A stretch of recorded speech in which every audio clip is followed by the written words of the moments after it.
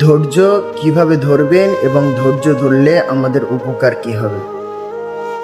আজ পৃথিবীতে অনেক মানুষ নামাজ পড়ে, দোয়া করে, পরিশ্রম করে, কিন্তু মাঝপথে সে ভেঙে পড়ে।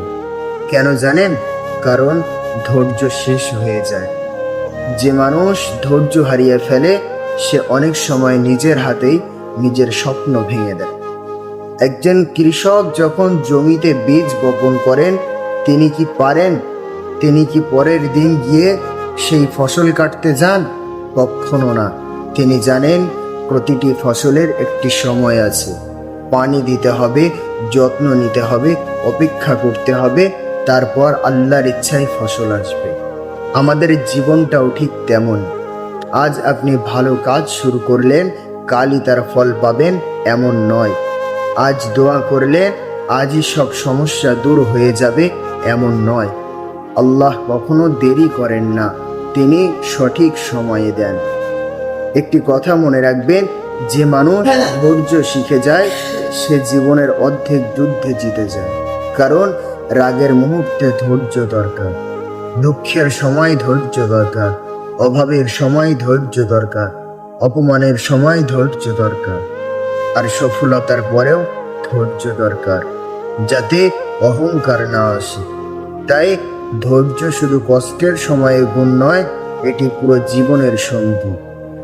অনেক সময় আপনি দেখবেন আপনি চেষ্টা করছেন কিন্তু ফল আসছে না, আপনি পরিশ্রম করছেন কিন্তু মানুষ মূল্য দিচ্ছে না, আপনি সত্য কথা বলছেন কিন্তু মানুষ আপনাকে ভুল বুঝছে। এই সময়টাতে ধৈর্য সবচেয়ে বেশি দরকার।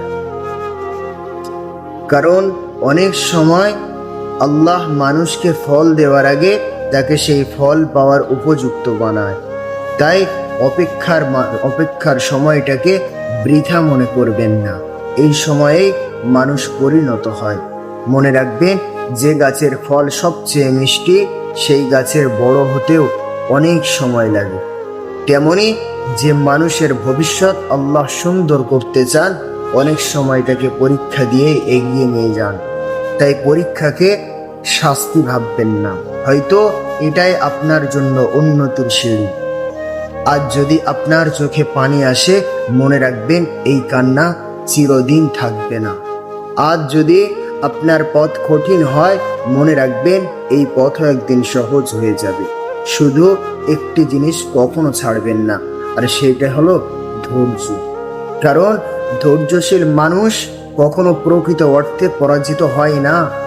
সে হয় সফল হয়, নয়তো মূল্যবান শিক্ষা অর্জন করে। আজ থেকে একটি সিদ্ধান্ত নিন, পরিস্থিতি কঠিন হলেও আমি কখনো ভেঙে পড়ব না। মানুষ আমাকে বুঝুক বা না বুঝুক, আমি সঠিক পথে চলব। আজ ফল না পেলেও আমি ভালো কাজ ছাড়ব না। কারণ আমি জানি ধৈর্যের শেষ প্রান্তে আল্লাহর রহমত অপেক্ষা করে। একটা কথা আপনার হৃদয়ে গেঁথে নিন, যে মানুষ ধৈর্য ধরতে জানে সে কখনো তাড়াহুড়া করে নিজের জীবনে নষ্ট করে না। আজকাল আমরা সব কিছু খুব দ্রুত চাই, দ্রুত সফলতা চাই, দ্রুত অর্থ চাই, দ্রুত পরিচিতি চাই, কিন্তু প্রকৃতির দিকে তাকিয়ে দেখুন, সূর্য প্রতিদিন নির্দিষ্ট সময়ে ওঠে, চাঁদ নির্দিষ্ট সময়ে পূর্ণ হয়, ঋতু নির্দিষ্ট সময়ে আসে। আল্লাহ এই পৃথিবীকে তাড়াহুড়ো করে সৃষ্টি করেননি, তাহলে আমরা কেন সবকিছু একদিনেই পেতে চাই? মনে রাখবেন, যখন আল্লাহ কোনো বান্দাকে ভালোবাসেন তখন অনেক সময় তাকে পরীক্ষা করেন। পরীক্ষা দিয়ে দেখেন বান্দা কি শুধু সুখের সময় আল্লাহকে স্মরণ করে, নাকি দুঃখের সময়ও তার উপর ভরসা রাখে। তাই জীবনে কষ্ট এলে প্রথমে অভিযোগ নয়, প্রথমে ধৈর্য ধরুন, তারপর চেষ্টা করুন, তারপর আল্লাহর উপর ভরসা রাখুন। একটা বিষয় লক্ষ্য করেছেন, যে নদী পাহাড়ের পাথরের সঙ্গে ধাক্কা খায় সেই নদী কখনো থেমে যায় না। সে নিজের পথ বদলে নেয়, কখনো ডান দিকে যায়, কখনো বাঁ দিকে যায়, কিন্তু কখনো থামে না। তুমিও জীবনে বাধা পেলে কখনো থেমে যেও না। প্রয়োজন হলে পথ বদলাও, কিন্তু লক্ষ্য কখনো বদলাবে না। ধৈর্য মানে হাত গুটিয়ে বসে থাকা নয়। ধৈর্য মানে হলো পরিশ্রম করা, দোয়া করা, তারপর ফলাফলের জন্য আল্লাহর উপর ভরসা রাখা। অনেকেই চেষ্টা না করেই বলে আমি তো ধৈর্য ধরেছি। না, এটা ধৈর্য নয়, এটা অলসতা। ধৈর্য হলো চেষ্টা চালিয়ে যাওয়া, কিন্তু হতাশ না হওয়া। আজ যদি তোমার উত্তর দেরিতে আসে, তাহলে ভাববে না যে আল্লাহ তোমাকে ভুলে গেছে। অনেক সময় একজন বাবা তার ছোট সন্তানকে ধারালো ছুরি দেয় না, কারণ তিনি জানেন এখন দিলে অনেক ক্ষতি হবে। ঠিক তেমনই আল্লাহ তার অসীম জ্ঞানে জানেন কোন সময়ে কোন জিনিসটি তোমার জন্য উত্তম। তাই অপেক্ষা করো, বিশ্বাস রাখো, আর ধৈর্যকে কখনো হারিও না। মনে রাখবেন, ধৈর্যশীল মানুষ ঝড় দেখে ভয় পায় না, কারণ সে জানে ঝড় কখনো সারা জীবন থাকে না। অন্ধকার রাতও এক সময় শেষ হয়, দুঃখও একদিন বিদায় নেয়। তাই কঠিন সময়ে একটি কথা মনে রাখুন, এই সময়টাও একদিন চলে যাবে। আজ যদি তোমার চোখের অশ্রু থাকে, মনে কষ্ট থাকে, মানুষ তোমাকে না বোঝে, তবুও নিজের চরিত্র নষ্ট করো না। রাগের বশে ভুল সিদ্ধান্ত নিও না, ধৈর্য ধরতে শেখো। কারণ অনেক সময় 5 মিনিটের রাগ মানুষের 5 বছরের অর্জন নষ্ট করে দেয়। শেষে একটি কথাই বলবো, জীবনের সবচেয়ে বড় শক্তি শুধু জ্ঞান নয়, শুধু অর্থ নয়, শুধু ক্ষমতাও নয়, সবচেয়ে বড় শক্তি হলো ধৈর্য। যে মানুষ ধৈর্য ধরে, আল্লাহর উপর ভরসা রাখে এবং সৎ পথে অবিচল থাকে, তার জন্য কঠিন পথ একদিন সহজ হয়ে যায়। মনে রাখবেন, ধৈর্য কখনো মানুষকে ছোট করে না, ধৈর্য মানুষকে পরিণত করে, শক্তিশালী করে এবং একদিন সামনের আসনে, সম্মানের আসনে পৌঁছে দেয়। আজ এতক্ষণ ধরে আমরা ধৈর্যের কথা বললাম এবং শুনলাম, কিন্তু যাওয়ার আগে একটি কথা হৃদয়ে গেঁথে নিই।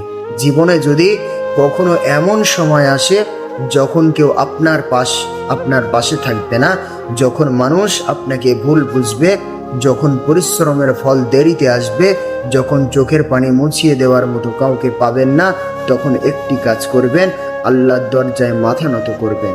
কারণ মানুষের দরজা বন্ধ হতে পারে, কিন্তু আল্লাহর রহমতের দরজা কখনো বন্ধ হয় না। আজ একটি সিদ্ধান্ত নিয়ে এখান থেকে উঠুন, আমি বিপদে ভেঙে পড়ব না, আমি কষ্টে হতাশ হব না, আমি দুঃখে আল্লাহকে ভুলে যাব না, আমি সব সময় ধৈর্য ধরব, আমি চেষ্টা চালিয়ে যাব, আমি আমার রবের উপর ভরসা রাখব। যে মানুষ ধৈর্য ধরে, আল্লাহ তাকে কখনো একা ছেড়ে দেন না। জীবন খুব ছোট, এই ছোট জীবনে মানুষের ঘৃণা নিয়ে নয়, মানুষের জন্য দোয়া নিয়ে বাঁচুন। প্রতিশোধ নিয়ে নয়, ক্ষমা নিয়ে বাঁচুন। হতাশা নিয়ে নয়, আশা নিয়ে বাঁচুন। অভিযোগ নিয়ে নয়, শুকরিয়া নিয়ে বাঁচুন। আর অস্থিরতা নিয়ে নয়, ধৈর্য নিয়ে বাঁচুন। মনে রাখবেন, আজকের কান্না যদি আল্লাহর জন্য হয়, তাহলে সেই কান্না একদিন হাসিতে বদলে যাবে। আজকের কষ্ট যদি ধৈর্যের সঙ্গে সহ্য করেন, তাহলে সেই কষ্ট একদিন আপনার সবচেয়ে বড় শক্তি হয়ে দাঁড়াবে। আজকের অপেক্ষা যদি আল্লাহর উপর ভরসা রেখে করেন, তাহলে সেই অপেক্ষার প্রতিদান আল্লাহ এমনভাবে দেবেন যা আপনি কখনো কল্পনাও করেননি। চলুন আমরা সবাই আজ একটি প্রতিজ্ঞা করি, কষ্ট আসলে ধৈর্য ধরব, সুখ এলে আল্লাহর শুকরিয়া আদায় করব, মানুষের সঙ্গে সুন্দর ব্যবহার করব, নিজের চরিত্রকে সুন্দর করব, আর যতদিন বেঁচে থাকব আল্লাহর সন্তুষ্টির জন্য জীবন কাটানোর চেষ্টা করব। আল্লাহ তাআলা আমাদের সবাইকে ধৈর্যশীল বান্দাদের অন্তর্ভুক্ত করুন, আমাদের বিপদে ধৈর্য ধরার তৌফিক দান করুন। যারা এখনো চ্যানেলটি সাবস্ক্রাইব করেননি, তারা এখনই সাবস্ক্রাইব করে নিন, বেল আইকনটি অন করে রাখুন, যাতে পরবর্তী সব ইসলামিক আলোচনা সবার আগে আপনার কাছে পৌঁছে যায়। এই বলে আমি আমার আজকের ভিডিওটি শেষ করলাম। আসসালামু আলাইকুম ওয়া রাহমাতুল্লাহি ওয়া বারাকাতুহু।